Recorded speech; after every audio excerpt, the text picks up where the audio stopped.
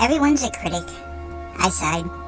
I know I have talent. I know I can paint as good or even better than the next guy, but my art, every time I show it, it's met with disgust and horror. I shook my head. Such is the life of an artist.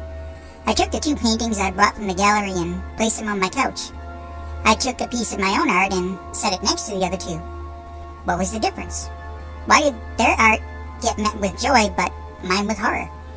I pulled a chair over in front of the couch and sat down to look closer. I would examine them side by side. I would discover the difference. Was it color? No, they were all equally vibrant. Was it the brush strokes? No. In fact, the technique I used is almost identical to the middle picture, and that artist was a gallery favorite. Subject matter? No, they were themed. This time it was flowers, and my painting was no different. In fact, I would venture that it was more serene than the other 2. I sighed again. It definitely wasn't artistic talent. My art looked the most realistic, almost as though you could lean in and smell the flowers. I shook my head. It was a mystery to me. Oh well, I'll just have to keep trying. The next art show theme would be hot air balloons. I nodded.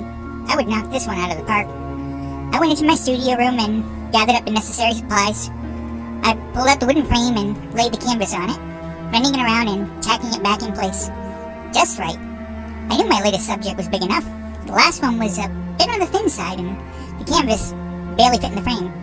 I tapped it and it made that nice drum-like sound. The flesh had been tanned to perfection. I pulled out my easel and paint and started adding a liberal amount of blood to the reds and ground bone to the whites and so on. Perfection. And yet, I still have no idea why they fear my art and call me a monster. That art critic.